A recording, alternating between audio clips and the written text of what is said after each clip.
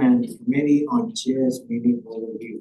Good morning, my name is Javed Anwar. I am the chair of the Committee on Innovation, Data and Educational Analytics. It is 9:06 p.m. AM, I'm sorry. I would like to call October 23rd, 2024 Committee on Innovation, Data and Educational Analytics meeting to order. This meeting is being held via live broadcast. Before I begin, I would like to take the opportunity to welcome those joining us via video conference and ask that you observe the following etiquette. Please state your name before you speak. Mute your phone when not speaking and keep background noise to minimum. Members, I'd like to call your name. Please announce present. Javed Anwar present. Richard Clemmer. Present. Fred Farias. Present. Juan Navarez. Present. Welcome Wilson. Present. Daniel Wong. Present. Luke Schwartz. Present. Please record the meeting that we have a quorum. Agenda item number 2 is consideration of possible action to approve the minutes from July 24th committee meeting. Member, do I have a motion and a second? Second. Any discussion? All in favor say aye. Aye. Anybody opposed say no. Motion passes. Agenda item number 3 is public testimony on agenda item relating to Committee on Innovation, Data and Education Analytics. We do not have anyone registered to testify, so we'll go on to the next item. Agenda item number 4 is consideration of possible action to approve the consent calendar. This consent calendar includes items that can be approved without comment or discussion. That allows us to save time for other items that need more of our attention. The consent items are highlighted, items in gray on the agenda. Of course, any board member can request that an agenda item be added or removed from the consent calendar. We are going to vote on the consent calendar items in 2 votes. 1, non-rule items, 1 on rules. Members, following are the non-rule consent calendar for consideration. 5C, consideration to approve the report to the legislature on high school individual graduation committee graduates. 5E, consideration to adopt the facility audit reports. 5F, consideration to delegate the authority to the Commissioner of Higher Education to approve and submit the data reports required by Texas Education Code Section 61.0662D. Remember, does anyone want to remove the items from the non-rule consent calendar? Do I have a motion and a second, please? So move. Second. Any discussion? Those all in favor say aye. Aye. Any no's? No, the motion passes. Next, we will vote on the rule item. The following are linked to consent for consideration. 5G1, consideration to repeal Chapter 5G, Section 5.120-5.122.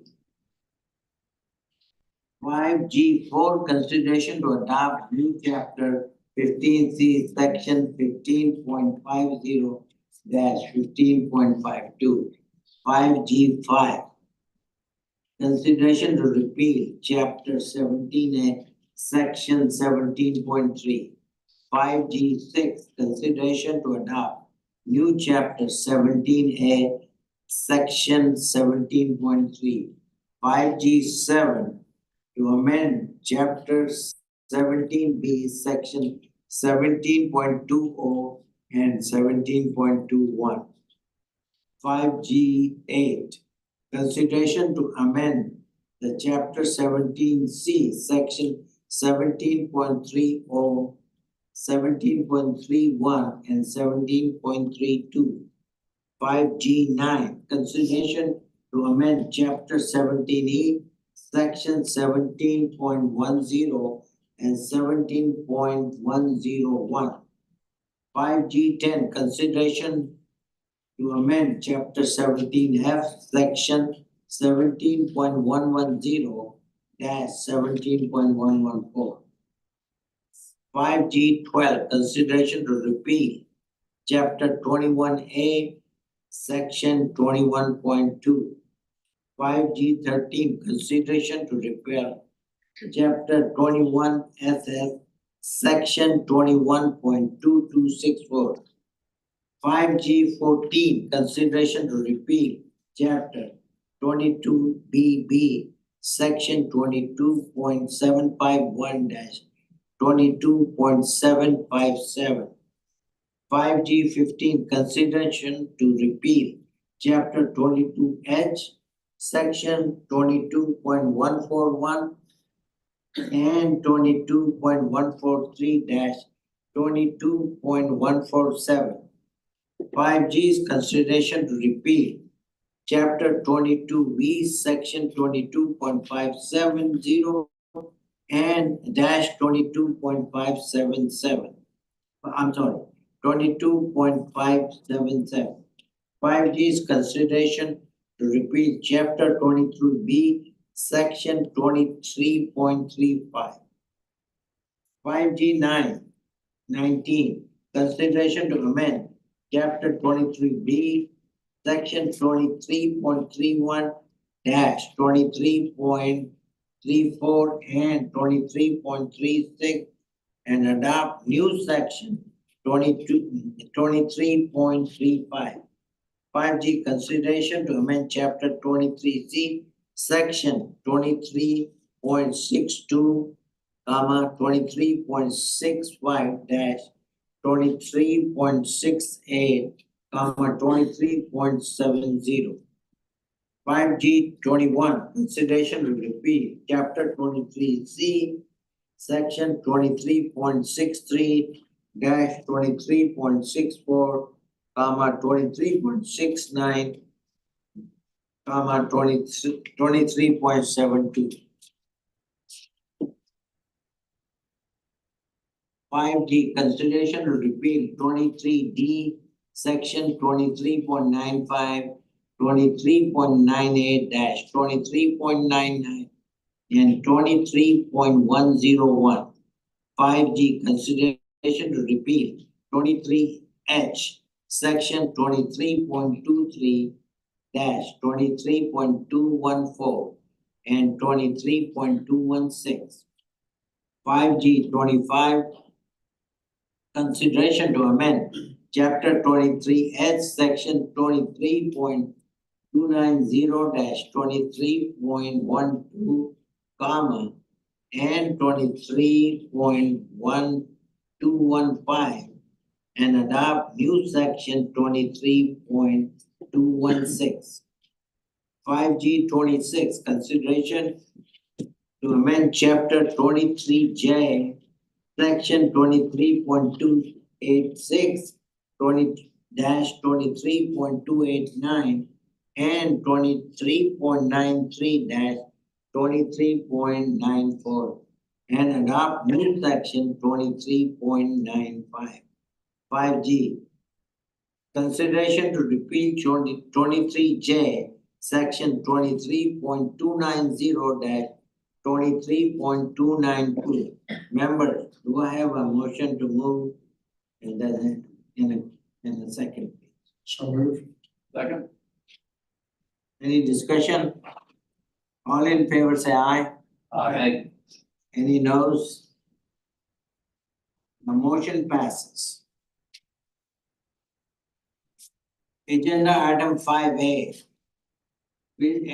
is building talent strong Texas Data Insight preliminary head counts for fall of 2024. Dr. Melissa Humphreys, Assistant Commissioner for Data Management and Research, will present this item and be available to answer any questions. This item is for information only. Dr. Humphreys, please. Thank you. Good morning, Mr. Chairman, committee members. I'm Melissa Humphreys, the Assistant Commissioner for Data Management and Research. And I'm excited today to bring you our early insights from the preliminary enrollment survey. Next slide, please. Each fall, the coordinating board requests preliminary headcounts from Texas institutions. This includes all public and independent private colleges and universities in the state. We request this information shortly after the census date, which is traditionally the 12th class day for most institutions. We get 100% response rate from our institutions, and I want to recognize the effort that takes for the institutions, especially in the early semester period when they have a lot going on. The coordinating board has collected this information for several decades now, which is pretty amazing. And this information is used for early insight to see what we might expect in the year to come, but also it provides initial data for some formula funding every other year. I want to be sure to thank some DMR staff that worked to compile and analyze this data, specifically Joy Daly, Torcia Button, Kim De La Cruz, and Christina Zavala. Next slide, please. As I mentioned before, the information from the preliminary enrollment data are useful for early insights into what we will see. However, the final enrollment information comes in later in the semester, mid to end of November. Historically, these preliminary enrollment numbers are slightly higher than what we see in the final numbers. They're usually about a 2% difference. But I mean, that's still pretty good for preliminary data. As I mentioned, we'll have the certified numbers mid to end of November, and so we hope to bring you updates at the January. Next slide, please. So I call this the spoiler slide because this is just the highlights of what we'll get into throughout the presentation. But here I want to call out some of the highlights we're seeing from this preliminary data, and we'll go through the detail of each of these throughout the presentation. First, there was an overall statewide increase in enrollment compared to last year of 3.5%. Also, the preliminary enrollment data suggests we have finally surpassed pre-pandemic enrollment numbers statewide. And finally, community college enrollment increased by 5.4%, which is about 36,000 students. This is the largest year-to-year enrollment increase for the sector since the pandemic. Next slide, please. So let's start getting into it. Here we see the preliminary fall 2024 enrollment raw numbers by institution type in the bolded box, compared to certified numbers from fall 2023. The rightmost column shows the percent difference between this year and last year. As I mentioned before, statewide enrollments increased by 3.5%, which is about 53,000 students, 53,300-ish. We see the greatest fall enrollment increase at public 2 years, as compared to last year, an increase of 5%. As shown, all higher ed sectors saw increase in fall enrollments year over year.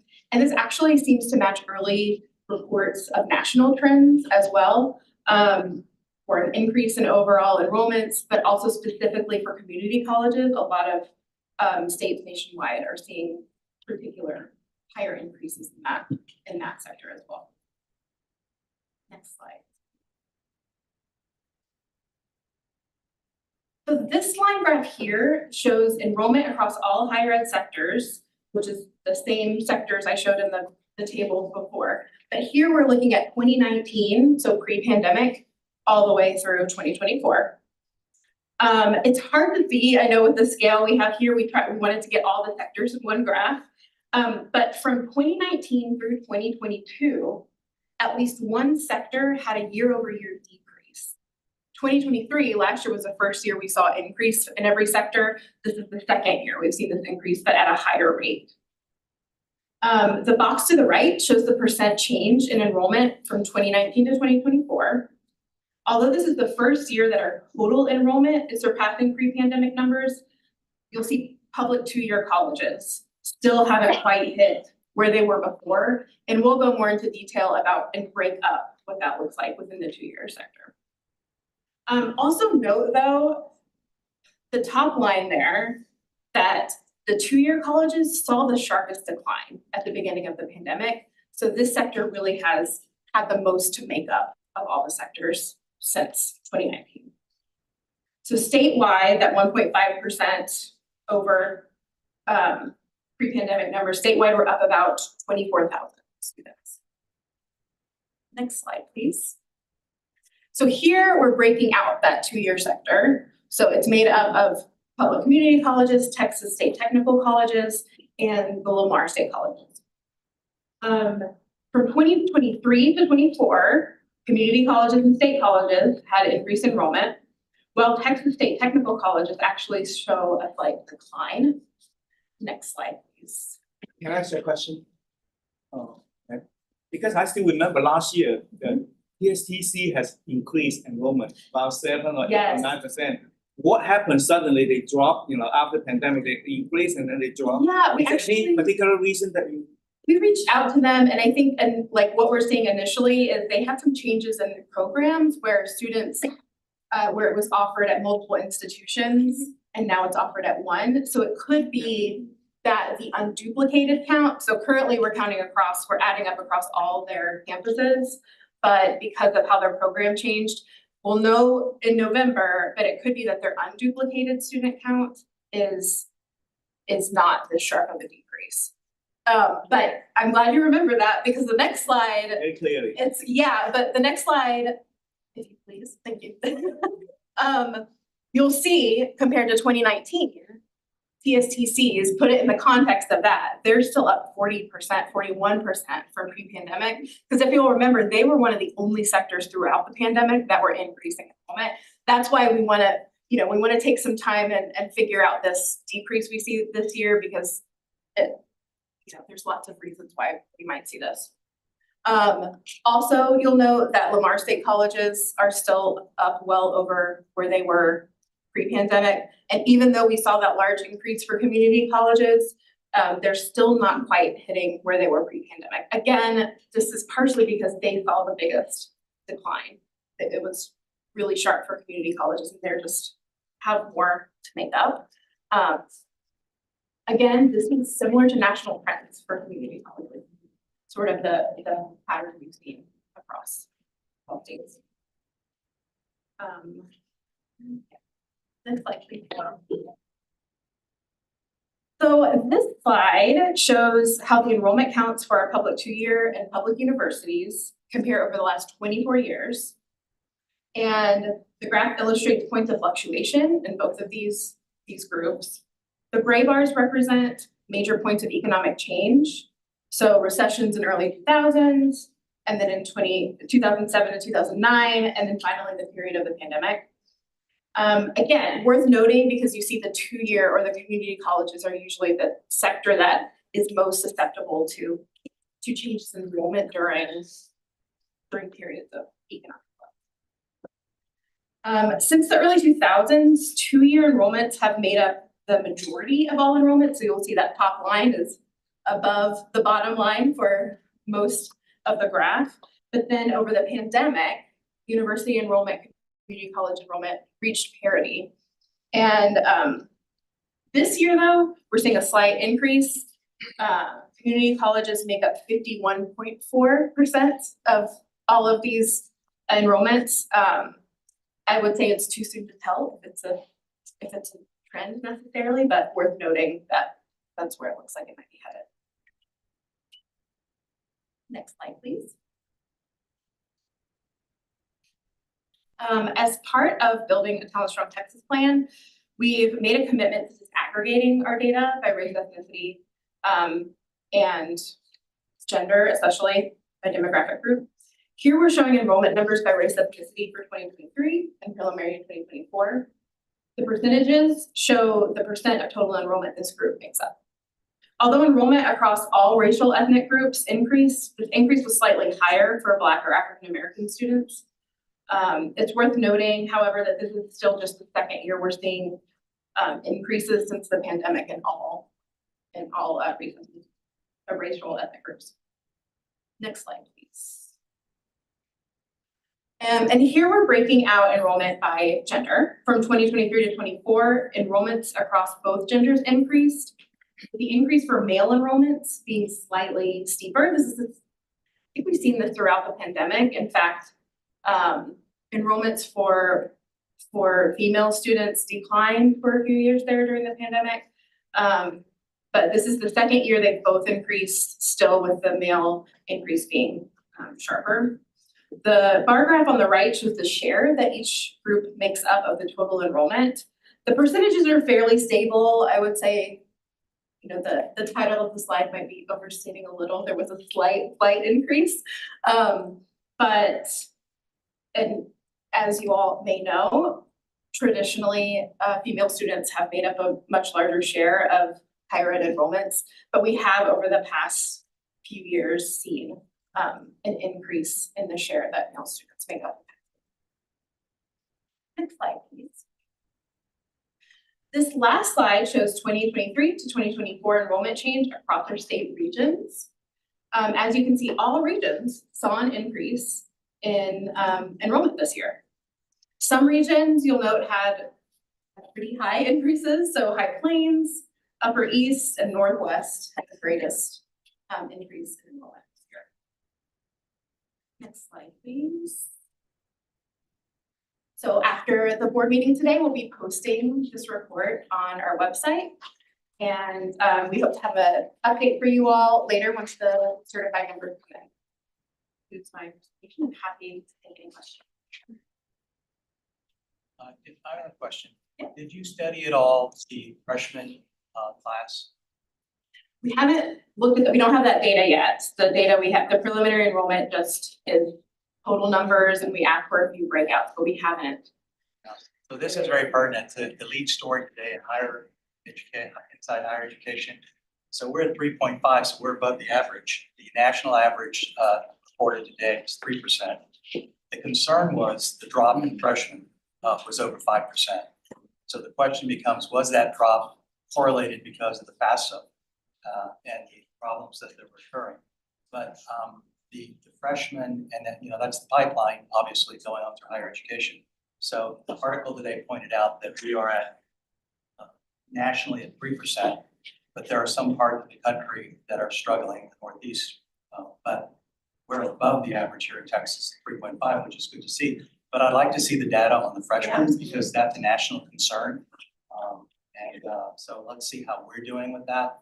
I don't anticipate, but I'm not sure, I haven't seen the data, whether we're below that 5% or not. But talking to presidents and commissions folks around the state, it's been a big concern, and that was the lead story today. So this is a very pertinent topic. So thank you for your. Yeah, I'll be happy to pull that out once we get the final data. And the other thing that we don't have here that I know will be of interest when we get the final data is looking at the age breakup of enrollments to look at, you know, who is coming in straight from high school, where people were the older population.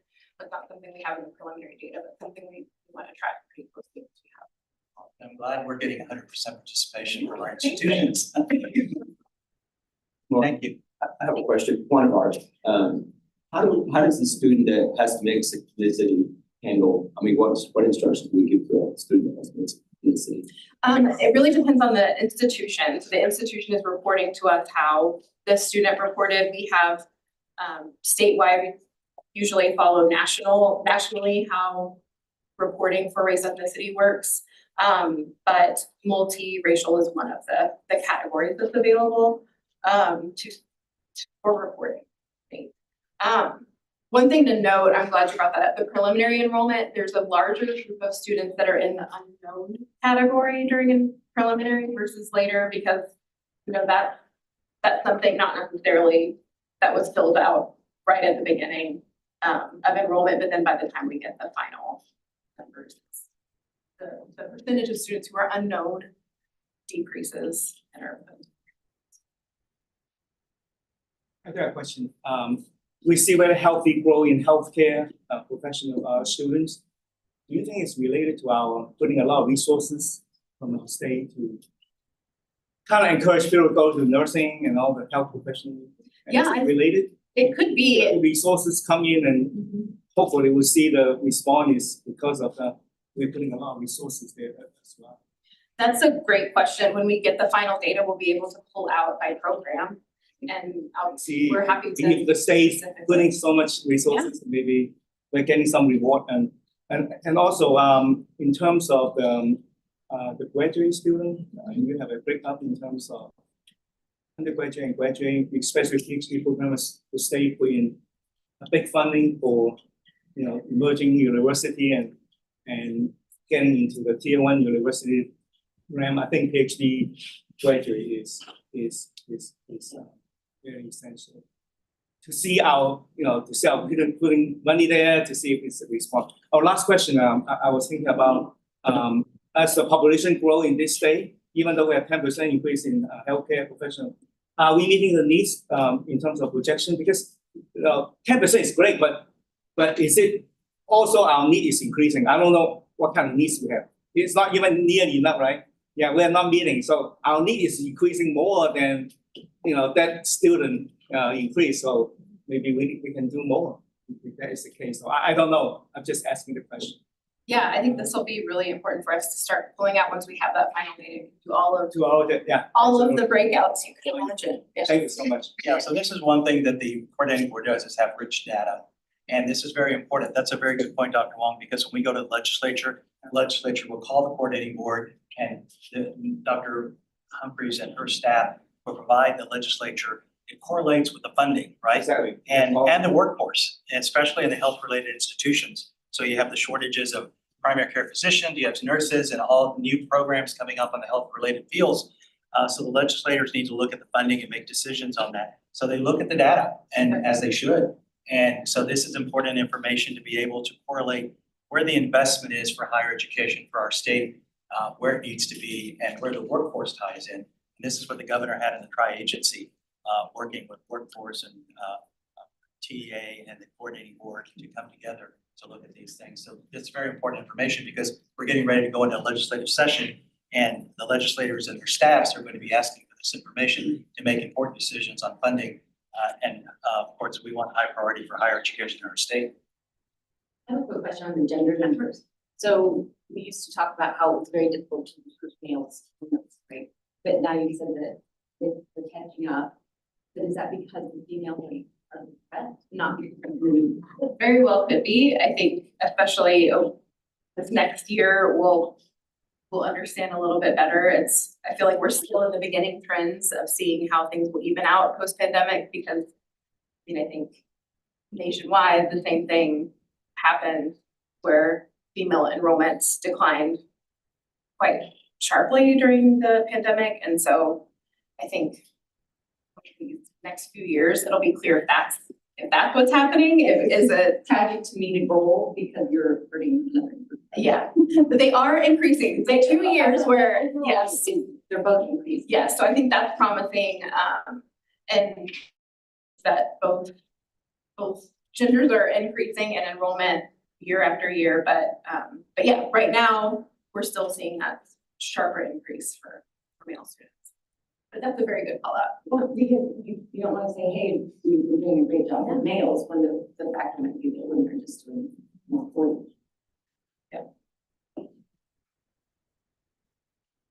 Members, does anybody has any more questions? I was just gonna add one other quick thing on the healthcare profession sort of shortage question. Elizabeth Mayer, the Academic College Affairs team, bringing forward a report this week on GME and the number of GME residents and positions, and if we have enough for the medical school graduates. So that's just another sort of data source that we bring forward to the legislature in terms of how enrollment relates to sort of professional shortages. We'll also be working with the legislature on healthcare workforce task force report that just came out at the beginning of the month, and kind of anticipate that going into session. Work on that issue. Also, I'll mention that in the community college funding model, there's a wait for completions in high demand fields. And so, that's on the completion side, but the hope is that that leads to increases in enrollment in these programs that are identified in high demand. Any other questions? If not, we move to agenda item 5B. With consideration and possible action to adopt recommendation relating to the higher education fund study required by Texas Education Code, Chapter 62, Subchapter B, Section 62.0222. Ms. Emily Fournier, Assistant Commissioner for Funding, will provide a brief presentation on the recommendation, and Mr. Daniel Harper, Vice Chancellor and Chief Financial Officer of Texas State University System, will be available to answer any question. Good morning, Emily Cormier, Assistant Commissioner for Funding, and I'm pleased to be joined here by my colleague Daniel. I'll let him introduce himself. Daniel Harper, Texas State University System, and as the chairman said, I'm the chief financial officer there. So we're pleased to be bringing forward the recommendations prepared for you around the Higher Education Fund, or the HEAF. So moving to the next slide. So just a quick overview on what the HEAF is. This is a constitutionally created fund that was created back in 1986 to provide support for capital projects at certain institutions of higher education in the state. The use of the funds is laid out on the screens, and institutions can use funding for debt service for eligible projects, but all eligible projects are educational and general purposes, so this cannot be used for housing, athletics, or other auxiliary. And while the eligible uses are laid out in the Constitution, each governing board has the ability and discretion to provide the funds to where it's needed for their institutions. And also for the Constitution, the funds are intended to be distributed among eligible institutions based on an equitable formula. Moving to the next slide. So what we're doing here today is actually preparing for what is the 10-year review cycle of the HEAF. So every 10 years, the Constitution requires the legislature to consider both the funding level of the HEAF as well as the formula allocation of those dollars. So as part of this review cycle, the coordinating board is required to convene a study with all of the participating institutions and prepare recommendations to send to the legislature and legislative budget board on these items.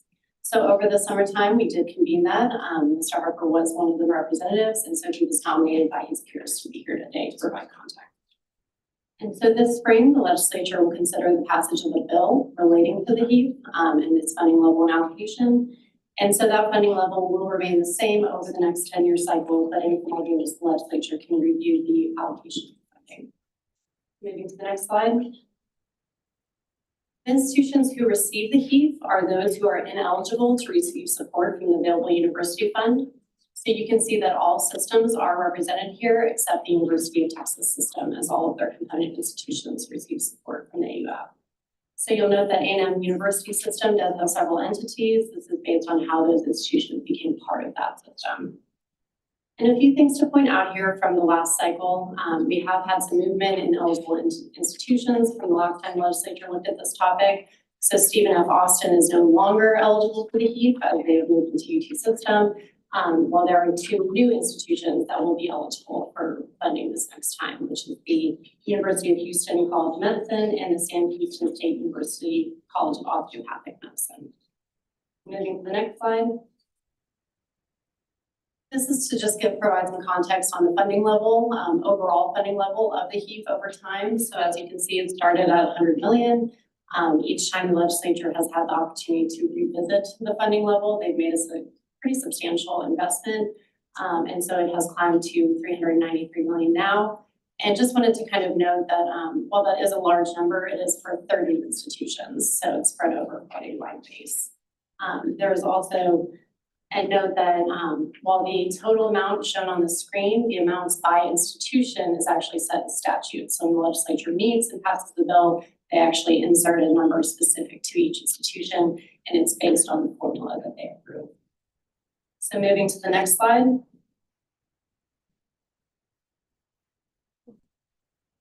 So currently there are 3 elements for the formula, and just a quick note, the Constitution does provide that the Texas State Technical College or TSTCs get 2.2% of the total amount of the HEAF.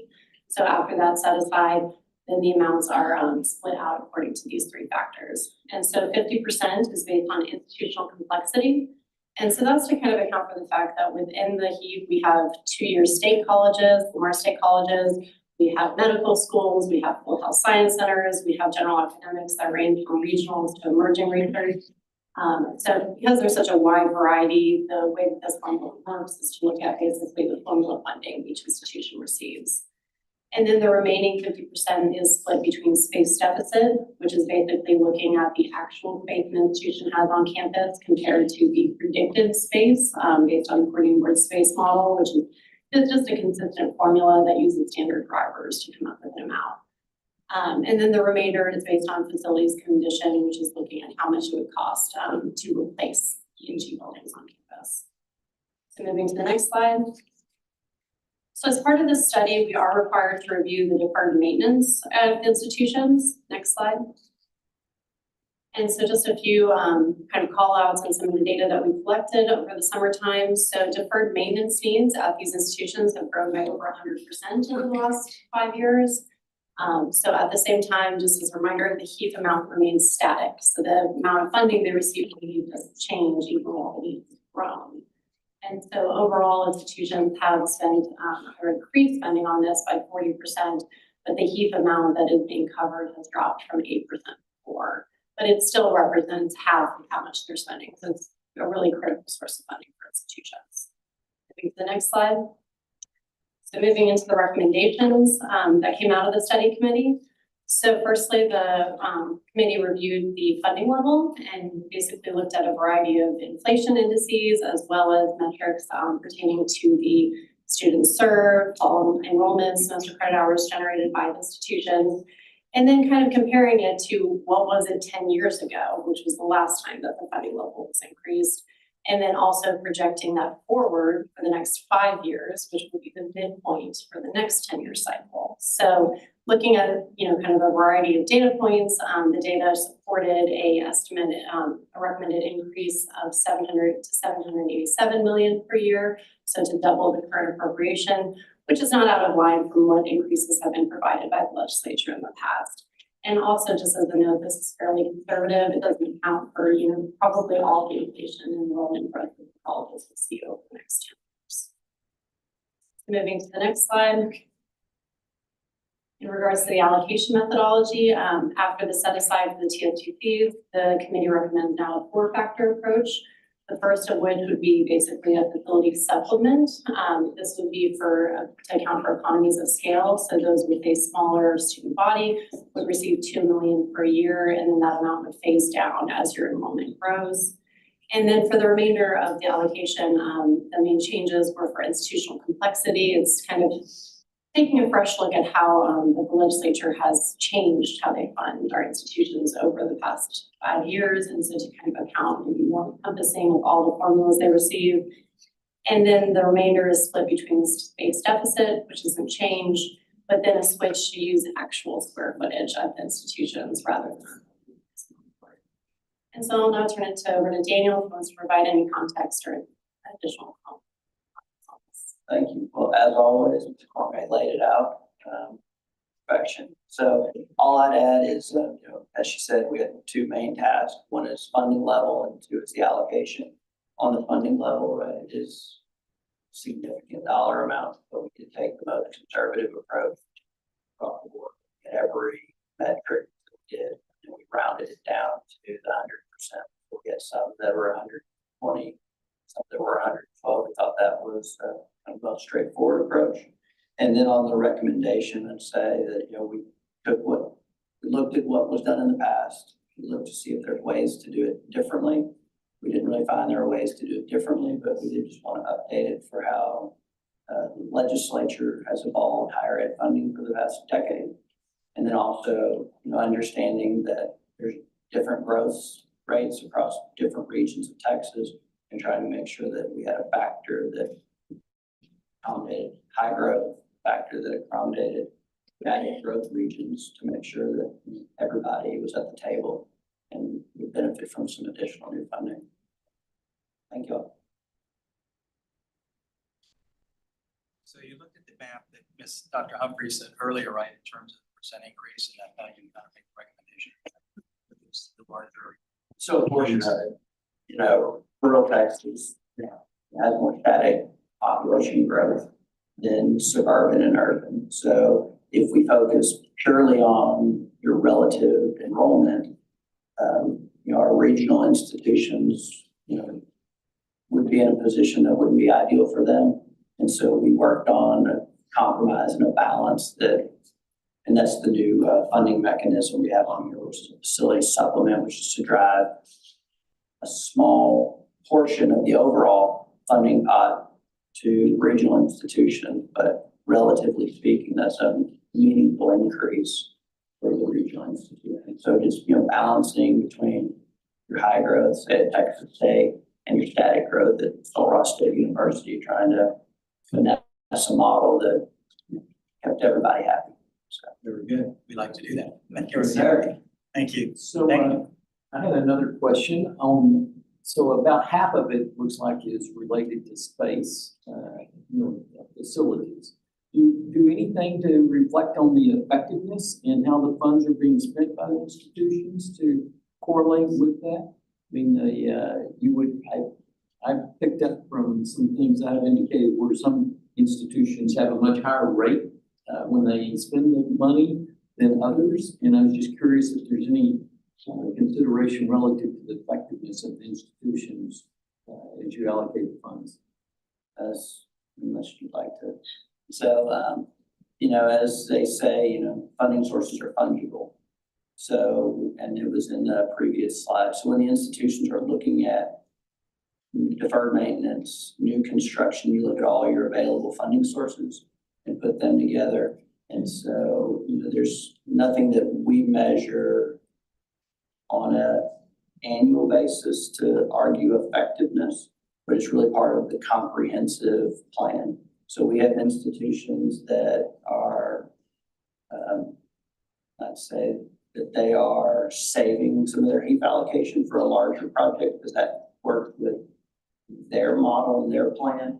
We have other institutions that are not high growth, and so they spend their annual allocation, leaving some fund balance, but spend their annual allocation because that's really what their capital plan requires. So, and then it also balances between if you have philanthropic support that comes in, and where the state comes in with their other capital funding. Yeah, my question was really more about the effectiveness of the institution and how they spend the funds. Is there any consideration done for, if somebody's spending twice as much per square foot, or does that enter into the allocation at all? Not at that rate, no, because if we go back to the slide, your HEAP allocation goes for new construction, which would be on a per square foot basis. It goes for renovation, and so trying to get a common per square foot on renovation would be challenging. It goes for library and labs, the IT costs. So there's just a wide variety of uses for it. And do you compare the rate for different institutions? So when we do it internally at the institution, they measure that, but we don't. You don't compare So like from our one institution to another, for example? No, not at our system. Now, I will say, the funds are held at the comptroller's office, so there are documentation and there are restrictions, and they have interest in understanding how we spend those funds at the technical granular level. Thank you. Members, are there any more questions? If not, is there a motion to adopt the recommendation relating to higher education fund study required by Texas Education Code, Chapter 62, Chapter B, Subchapter B, Section 62.0022. Do I have a motion and a second? Is there any, all in favor, say aye. Aye. Anybody opposed? No, the motion passes. Agenda item 5C was approved on the consent calendar. 5D is consideration of possible action to delegate to the interim commission authority to finalize the report to the legislature on the Senate Bill 17 Financial Study, Texas Education Code Section 51.3525J. Member Dr. David Tournament and Commissioner Keaton are finalizing the data for this report. This item would delegate authority to the commissioner to finalize the report and provide a copy to the board members and legislature by December 1 deadline. Dr. Tournament, Deputy Commissioner for Academic Affairs, is available to answer any question regarding this report. Members, do you have any questions? If there's none, is there a motion to adopt, to delegate to the commissioner authority to finalize and provide the report to the legislature on Senate Bill 17, binary study Texas Education Code 51.3525J. Do I have a motion and a second? So moved. Second, Second. any discussion? Motion approved. Anybody against it? Those in favor say aye. Aye. Anybody against it? So the motion is approved. We move on to agenda item 5E, F, and 5G1. Agenda item 5E, 5F, 5G1 were approved on the consent calendar. 5G2 is consideration of possible action to adopt a new board rule. Chapter 13, subchapter G, section 13.122 concerning tuition fee. Dr. Charles Cantoro, Assistant Commissioner for Student Financial Aid Program, will present this matter, be available for any question. Dr. Charles. Thank you very much. I am pleased to present the results of the negotiated rulemaking regarding Rule 13.122, determination of the tuition rate for non-resident students. Generally, the proposed rule accomplishes two things. First, it outlined the process by which the coordinating board calculates the tuition rate for students who are not Texas residents. These rules are simply transplanted from a different chapter without any change. We are working to pull all of the tuition-related rules into the same chapter. Second, and what we did negotiated rulemaking for, is it prescribes the revised administration of the 100-mile alternate non-resident tuition rate. This program was created by the legislature in 1995 as a means of providing institutions within 100 miles of the border of Texas and another US state an additional means to help them fill student vacancies without disadvantaging peer institutions throughout Texas. In response to requests from institutions for greater clarity into how the program functions and can be used, we convened negotiated rulemaking earlier this year to rewrite the rule. Although the committee did not reach consensus on every aspect, the proposed rules really lead to a more consistent application of the legislature's intent. The proposed rules provide much greater clarity on several aspects of the program, including which institutions can apply to use the alternate non-resident tuition rate, how educational sites other than the institution's main campus interact with the program's 100-mile geographic requirements, the types of students to whom a participating institution may apply this alternate rates, both in terms of degree programs, home states, etc. The process by which institutions will seek and receive coordinating board approval to set an alternate non-resident tuition rate under the program. Finally, because these are substantive amendments to the program that's already been in operation, the proposed rules provide guidance regarding when currently participating institutions must reapply under the new process. And it also includes a provision that would prevent students currently receiving the alternate rates, but who are made ineligible by the program rule changes from seeing their tuition affected. We are prepared to implement these rules quickly upon adoption, and we've developed outreach materials to ensure that institutions are aware of changes to the program and their new responsibilities regarding applying and reporting the use of the program. I'm happy to answer any questions that you might have about this negotiated rulemaking and the proposed rules. So what were some of the questions? You said there was some consensus. What were some questions that came up that there was disagreements about? I think the main piece was in relation to what students this applies to. There were different interpretations across states as to whether this only applied to the state that the institution was within 100 miles of, or whether this applied more broadly to other states within the nation. And there were differing opinions. We work on a consensus approach, so majority rule doesn't bring us to consensus. But the majority of institutions felt that it really should apply to those states that are within that close range, as opposed to, say, having it apply to Alaska or Maine or things like that. Thank you. Is there any other questions, members?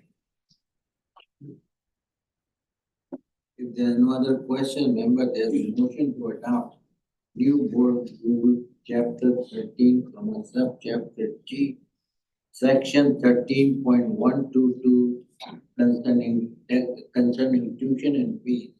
Is there a motion and a second, please? Motion. Second. All in favor, say aye. Aye. Any opposed? Motion passes.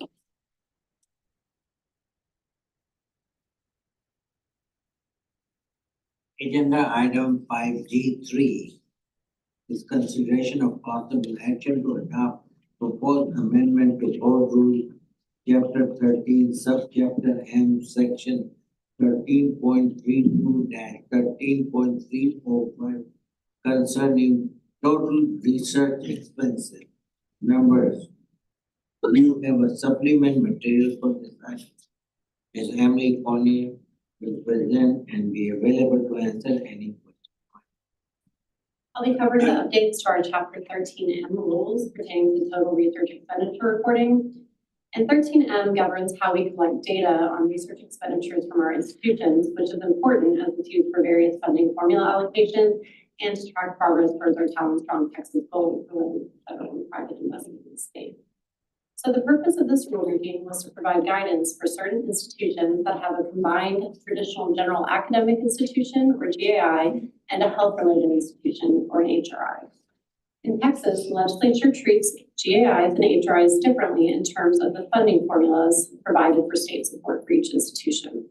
However, the funding methodology doesn't always exactly align with how the institution is structured. So as many of you are aware, we recently had the integration of many health-related institutions into general academic institutions or a general academic institution starting a medical school, such as UT Austin and Bell Medical School. So to make sure that we collect the data in a way that's separated for use by the legislature in these funding formulas, we provide instructions to the institutions in how to report the data points to us so that there's consistency and there's no double counting of items.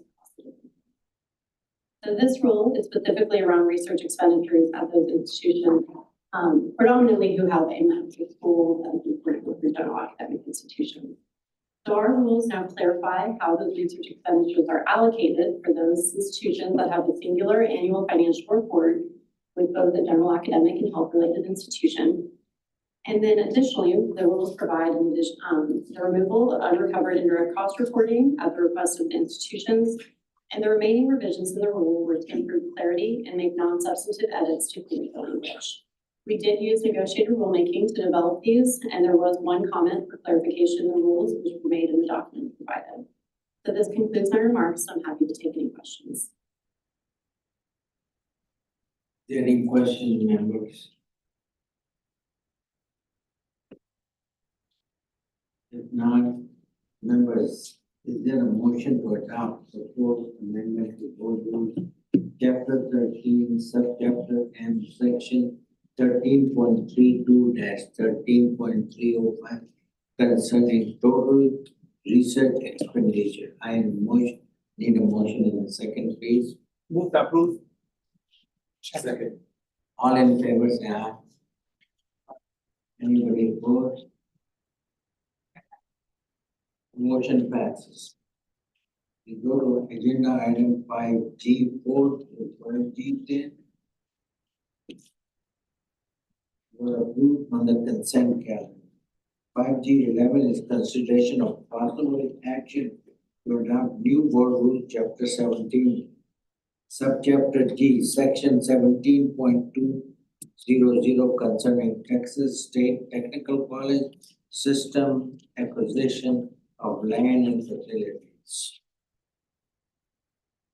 Ms. Emily Cornell will present this item and be available for any question. I'll be covering a new section or chapter 17 rules pertaining to the acquisition of land and facilities at the Texas State Technical College System or TSTP. Specifically, this new section will establish the method by which the coordinating board would review and consider certain land and facility projects for approval at the TSTP system. The statute requires coordinating board approval for the purchase or acceptance of land facilities at TSTC system that exceed $300,000 in combined value.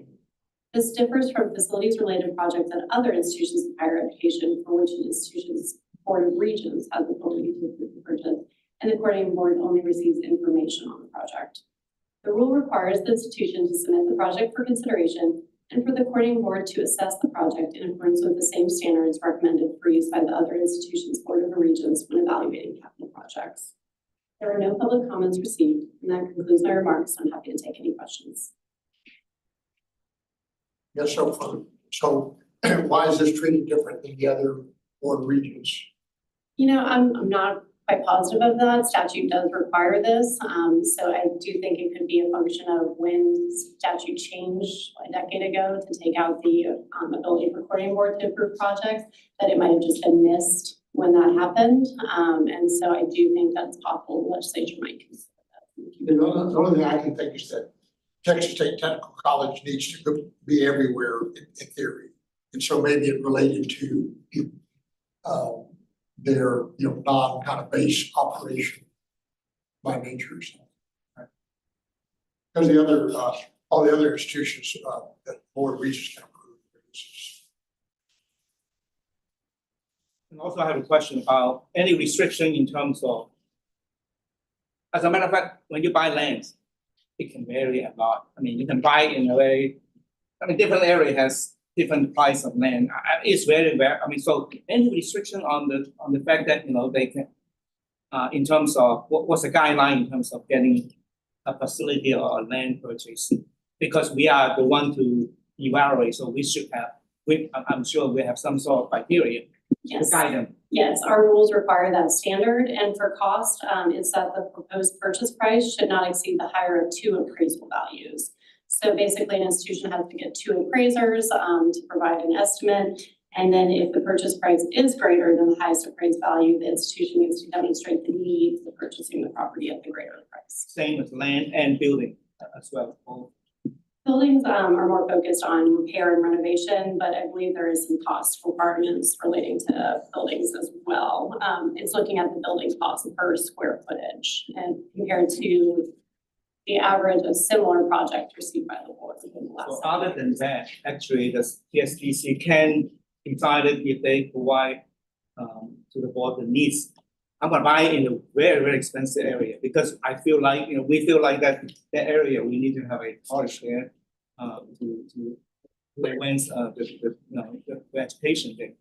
So we don't have any, what I'm trying to say is land and facility can vary a lot in terms of location.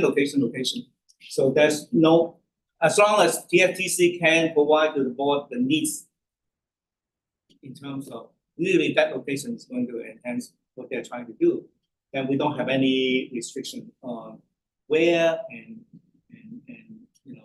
the where is more important than that. Because, for example, in Fort Bend County, they purchased a land actually way out of the rural area, so that's and also very close to the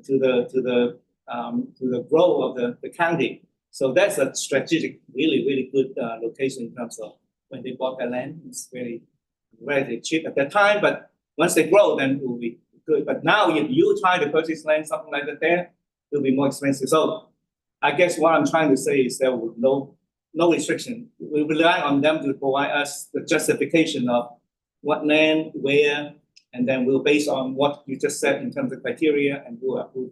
So statute actually does list out where TSTC is allowed to operate a campus at. Yes. So that would provide some guidance on where they're allowed to open their campuses. So where they can operate in the. It lists out specific counties that they're allowed to have a campus. Got it. Okay. All right, so that's the restriction in terms of where, which county, which area.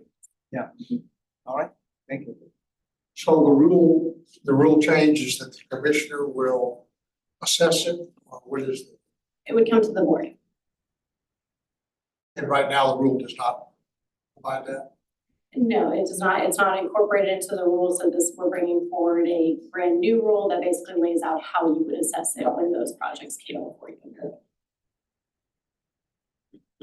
Members, any more questions? If not, members, there a motion to adopt the board rule chapter 17, subchapter G, section 17.200 concerning Texas State Technical College System acquisition of land and facility. Do I have a motion in a second, please? So moved. Second. All in favor say aye. All right. Anybody against? Not, motion passes. Motion 5G 12 to 5G 15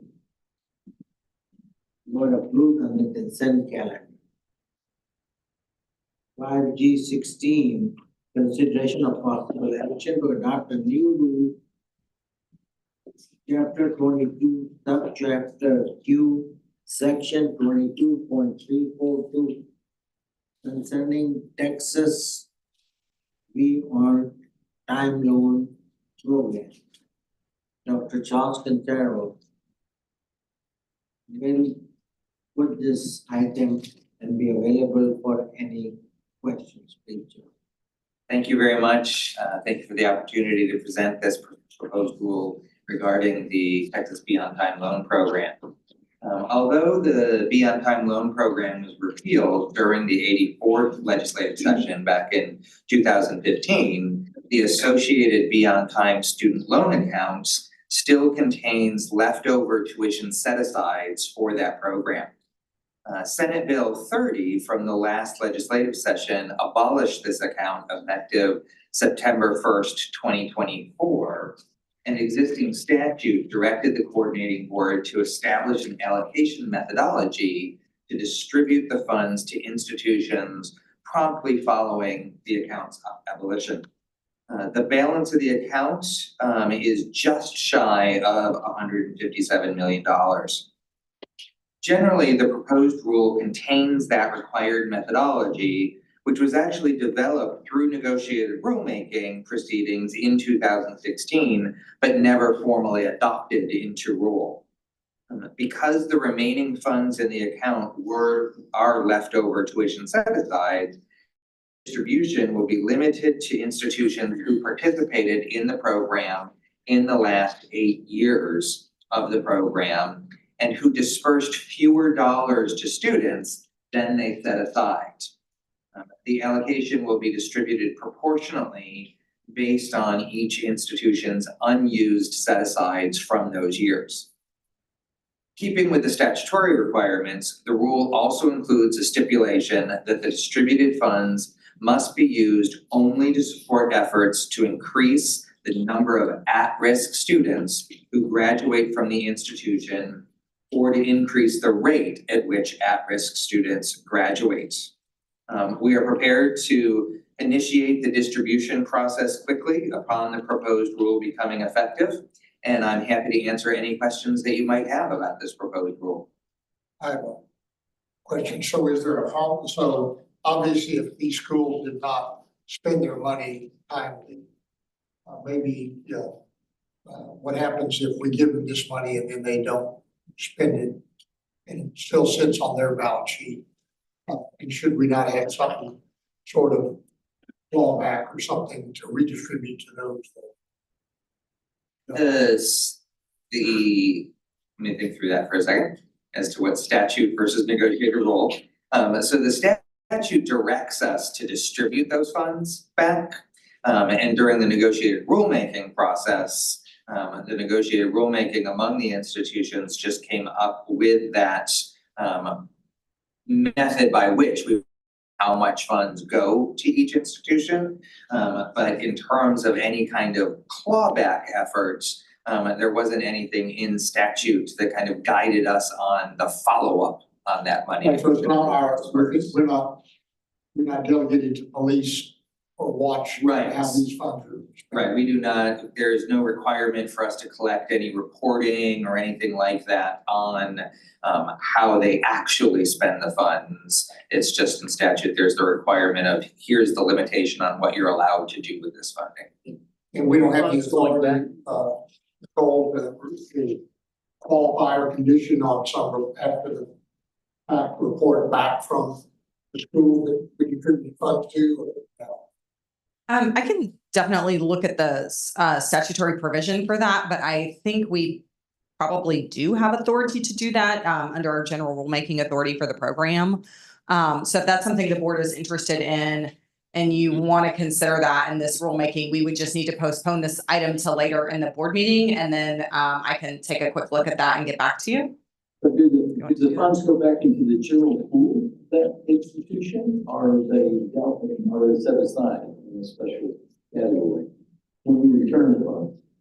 When we set those funds, we're actually meeting this afternoon to talk through that process, because we've received guidance from the comptroller as to how those funds will go to the institutions.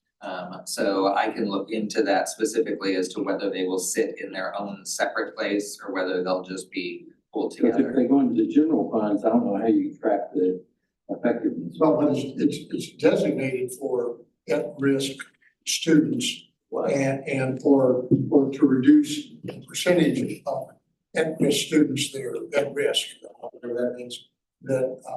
And so it seems like $167 million is no small number. And it seemed like we ought to have put some burden on them to spend it wisely. That's such a thing. And we have some other reporting, like for the comprehensive university fund, where institutions report back to us how they use those funds and for somewhat similar purposes for those. So we have some existing sort of mechanisms that we can use for this funding for institutions to report back to us, even if it is part of their sort of larger set of funds that they get, even if it's not part of the health account. So Nicole, based on that, can we prove it now based on what you said, or do you need to So prove condition, that we add that only if allowed? we could we could have a board member make a motion to add an amendment to the rule to require reporting back. And then we can if that motion is approved, then we can amend the rule to include that provision. I think that's a good It suggestion. seems like we should, otherwise it's agree. kind of found money. I agree. I'd like to make that motion. So I make the motion with amendment the way that whole eloquently stated. I think we need to make a motion to put the rule up, and then we'll make an amendment to amend the motion to include this provision. So we need a motion to. Yeah, so, so let's go ahead and have, if Mr. Anwar wants to read the motion to adopt, new board rule, chapter 22, section 22.342.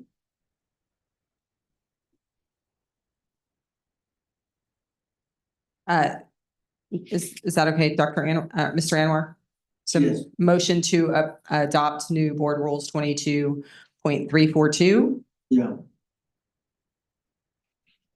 Somebody make a motion. But there's a motion to adopt board rules, chapter 22, subchapter Q, section 22, 340 concerning taxes beyond the time loan program.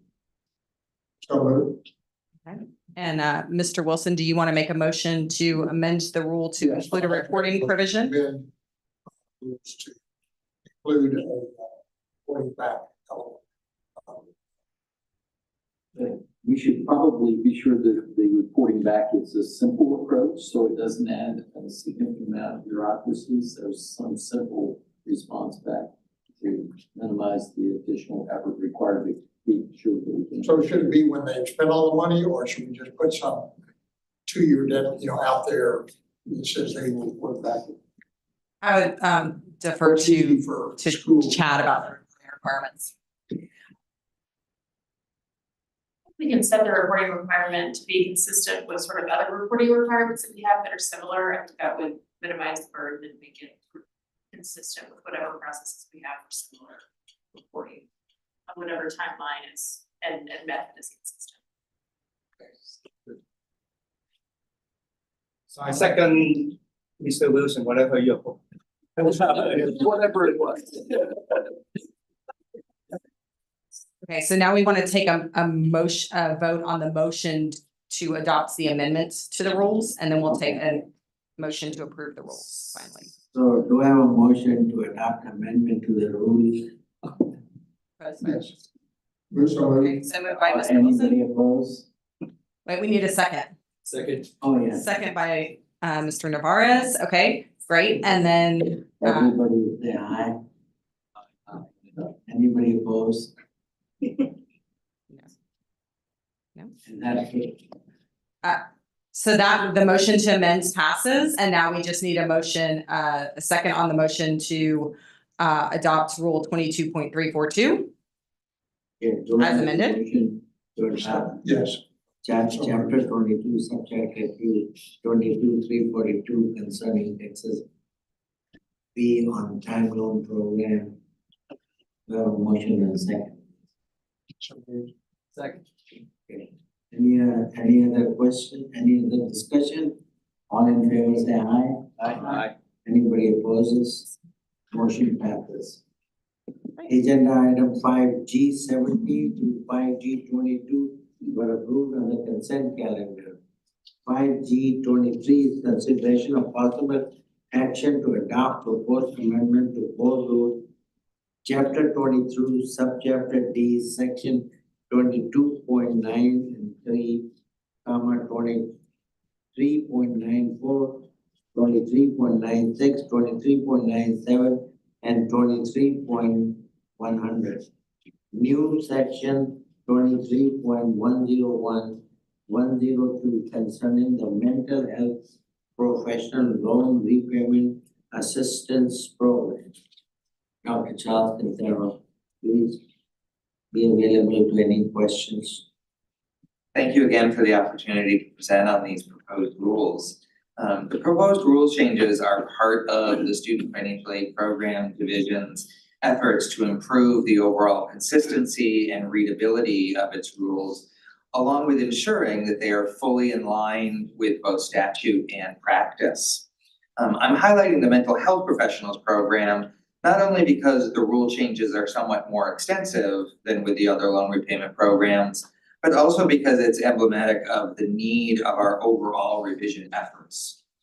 During the last session, legislative session, the legislature significantly increased appropriations to this program and expanded the list of eligible mental health providers. As a result, we've seen a dramatic increase in applications, a 740% increase in fiscal year 2024. So with our staff processing 7 times as many applications, it's critically important that our rules offer clear guidance on how to administer the program efficiently and mitigate the need to make judgment calls due to ambiguity. Generally then, the proposed rules amendments serve multiple purposes. First, they make a number of technical changes, eliminating unnecessary or redundant provisions, streamlining the eligibility rules for greater clarity, and separating out legacy rules that would not apply to new applicants. They also include a few substantive improvements to the rules, including establishing a definition of rural county as a county with a population of less than 50,000, consistent with our other loan repayment programs. We clarify the definition of service period to be more flexible for school-based applicants. And we add greater specificity to the prioritization section to make it more consistent and transparent. We did receive one public comment on these proposed rules, which prompted us to make one change. The statute for this program provides the agency with an additional tool along with applicant prioritization in the event that the program funds are insufficient to offer the full amount to all eligible applicants. The ability to do so, I'm sorry, totally lost my place, I'm so embarrassed. Along with that, in the event that program funds are insufficient to offer the full award amount to all eligible applicants. This additional tool is the ability to do an across the board adjustment to award amounts to accommodate more applicants. So in considering the public comment we received, we determined it would improve transparency to delineate in the rule when we use prioritization versus when we use the across the board adjustment. Accordingly, the proposed rules now state that the coordinating board shall conduct the across the board reduction only if program funds are insufficient to award the full amount of all renewal applicants. In any other case, we'll simply use the prioritization criteria listed in the rule. This revision to the rule balances the legislature's intent with providing greater transparency into how we make decisions about our programs. Thank you for the opportunity to explain this to you, and I'm happy to answer any questions that you might have. Members, any questions? If not, remember, there's a motion to adopt proposed amendment to Code Rule, Chapter 22, Subchapter D, Section 23.93, 23.94, 23.96, 23.97, and 23.100. New section 23.101 and 23.102 concerning the mental health profession loan repayment assistance program. Do I have a motion and a second, please? So moved. Second. All in favor say aye. Aye. Anybody opposed? The motion passes. Agenda number 5G 24 to 27. Agenda 5.3 for approval on the consent calendar. Agenda item 6 is adjournment. Do I have a motion and a second, please? Second. All in favor say aye. Any opposed? We will take the short break to allow the staff to settle for the Committee on Academic and Workforce Diversity. Thank you, ladies and gentlemen.